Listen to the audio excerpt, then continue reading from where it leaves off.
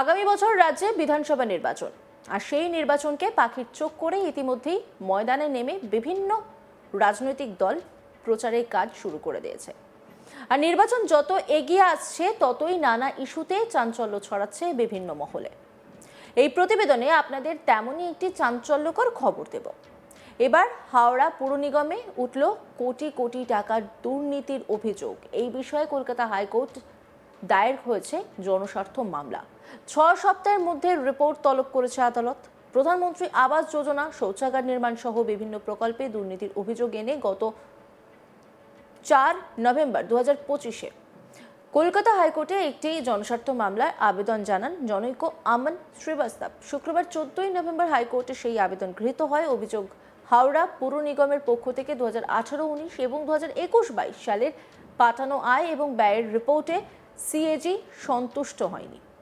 এরই পরিপ্রেক্ষিতে সিএজি হাওড়া পুর নিগম সহ অন্যান্যদের পার্টি করে আমন Srivastava versus union of India and others মামলা রুজু হয়।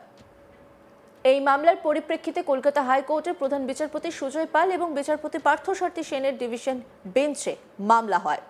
আমন শ্রীবাস্তব তিনি কি বলছেন শুনুন। আমরা অনেক দিন থেকে একটা দেখছিলাম কি হাওড়া কর্পোরেশনে অনেক দুর্নীতি চলছিল, অনেক কারাপশন চলছিল। ক্যাগ একটা রিপোর্ট অলরেডি প্রেজেন্ট করেছে 2018-19 থেকে 2021-22 অবধি, কি এনারা যা রেকর্ডগুলো দিয়েছিলেন ওইটা দেখে ওরা সন্তুষ্ট ছিল না। আর ওরা ডাইরেক্টলি বলেছে রিপোর্টে কি এনারা অনেক ফাইন্যান্সিয়াল রিপোর্টসগুলো, অনেক ডকুমেন্টগুলো প্রেজেন্ট করেনি অডিটের টাইমে। এইটা নিয়ে যখন আমরা ইনভেস্টিগেশন করি তো দেখা যায় প্রধানমন্ত্রী আবাস যোজনাতে অনেকগুলো এরা ক্লাব দেখিয়ে প্রজেক্ট জমা করেছে আর টাকা নিয়েছে। আবার এটাও দেখা যায় কি এতগুলো স্লাম দেখিয়েছে যেখানে অলরেডি মাল্টিপ্লেক্স মল হয়েছে। ওই প্রজেক্টে আর একটা জিনিস দেখা যায় কি একটা স্কুল যেটা এক্সিস্ট করে ওর নামটা হেরাফেরি করে 2-3টে আর স্কুল দেখিয়ে টাকা নিয়েছে আর প্রজেক্ট সাবমিট করে। আর যা সেন্ট্রাল গভর্নমেন্টের রিপোর্ট বলছে কি এরা প্রধানমন্ত্রী আবাস যোজনা থেকে 149 কোটি টাকা সেন্ট্রাল থেকে রিলিজ নিয়েছে। আবার আর একটা প্রজেক্ট আমরা দেখব স্বচ্ছ ভারত মিশন, ওখানে টয়লেটস কনস্ট্রাকশনের জন্য দিয়েছিল 20 কোটি টাকা। আপনি নিজে দেখতে পারবেন কি হাওড়া এখানে কোথাও টয়লেট ঠিক করে রানিং নেই। আর যেটা টয়লেট এরা করেছে ওটা এখনও অপারেশনাল নেই, না ওদের ইলেকট্রিসিটি আছে, না ওইটা জলের কানেকশন আছে, না ওরা সেপটিক ট্যাঙ্ক রেডি আছে, কিন্তু টাকাটা পেমেন্ট হয়ে গেছে। এইভাবে এরা অনেক দুর্নীতি করেছে। আমরা হাইকোর্টে মামলা ফাইল করেছিলাম। আজকে হাইকোর্ট ওখানে অর্ডার করেছে কি সেন্ট্রাল এজেন্সি আর স্টেট গভর্নমেন্টকে একটা রিপোর্ট ফাইল করতে উইদিন 6 উইকস। আমরা ফাইল করেছি আমাদের honourable chief justice, acting chief justice Sujoy Pal আর honourable justice Parthasarathi Sen division বেঞ্চে মামলা হয়েছে। কত কোটি টাকার দুর্নীতি এটা যা দেখা যাচ্ছে মোর দেন 500 CR কোটি টাকা দুর্নীতি আছে। কোন সালে আছে এটা 2018-19 থেকে 2022-23 অবধি আছে, কিন্তু রিপোর্ট এখন 21-22 অবধি পাওয়া গেছে। 2018-র আগে ভোট তো 2013 এসছে, এর আগের রিপোর্ট কি বলছে? 2018-র আগের রিপোর্ট দেখুন, যা অনলাইন সাইটে অ্যাভেলেবেল আছে কি আর আগের রিপোর্টটা ক্যাগ দিয়েছে কি সব কিছু ক্লিয়ার আছে। মানে কোন সালে? এইটা আপনার 2013, 14, 14, 15, 16, 17, 17, 18, 18-19 পর থেকে যা রিপোর্ট আছে কি অনেক ফিনান্সিয়াল ইরেগুলারিটিস আছে। আর এরা অডিটের টাইমে ডকুমেন্টগুলো দিচ্ছে না। এবারে আপনারা হিয়ারিং কবে আছে? নেক্সট হিয়ারিং জানুয়ারি মাসে এনারা রেখেছে। কাকে পার্টি করেছে? আমি সিবিআইকে পার্টি করেছি, ইডিকে পার্টি করেছি, ক্যাগকে পার্টি করেছি, প্রিন্সিপাল সেক্রেটারি আরবান মিউনিসিপ্যাল অ্যাফেয়ার্সকে পার্টি করেছি, হাওড়া কর্পোরেশন করেছি, ডিস্ট্রিক্ট ম্যাজিস্ট্রেটকে করেছি। মামলাকারীর পক্ষে আইনজীবী রাজীব মাইতি জানান তিনিও হাওড়া পুর নিগম এলাকার বাসিন্দা হিসেবে পুর নিগমের বিভিন্ন খাতে কর প্রদান করেন। করের টাকার খরচের হিসেব জানার অধিকার তাদের আছে। কি বলছেন রাজীব মাইতি শুনুন।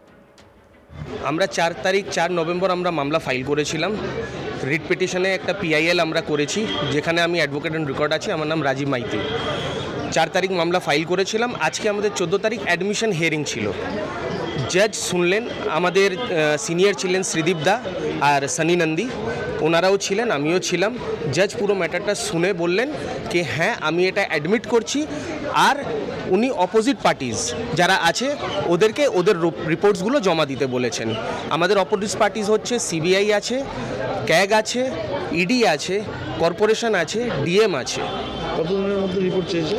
জানুয়ারি 5 তারিখ আমাদের ডেট আছে, ওই দিনের মধ্যে অতদিনে 6 উইকের মধ্যে আমাদের রিপোর্ট জমা দিতে বলেছে।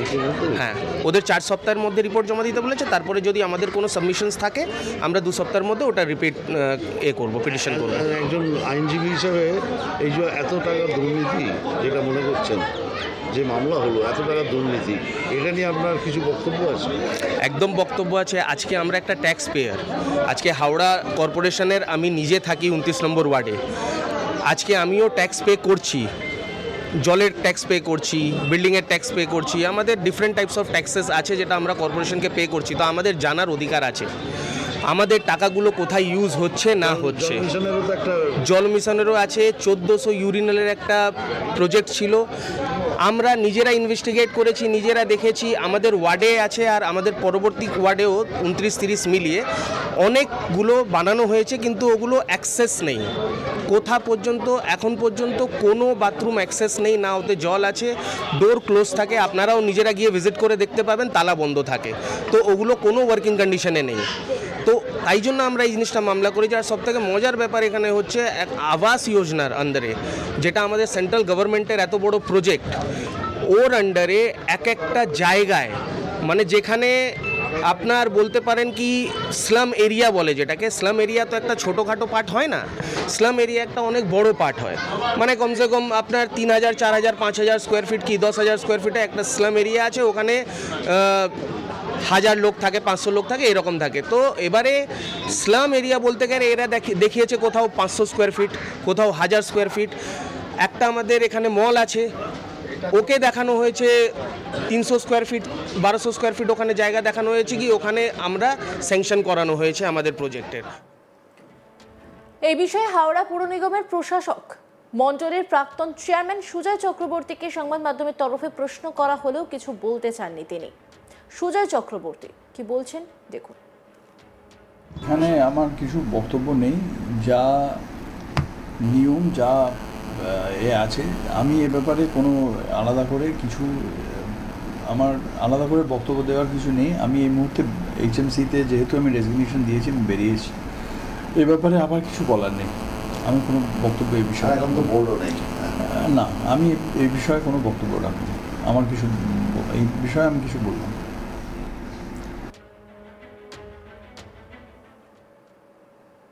অন্যান্য খবরের আপডেটের জন্য অবশ্যই নজর রাখুন আজ তাক বাংলার ইউটিউব স্ট্রিমিংয়ে। লাইক, কমেন্ট, শেয়ার এবং সাবস্ক্রাইব করতে ভুলবেন না।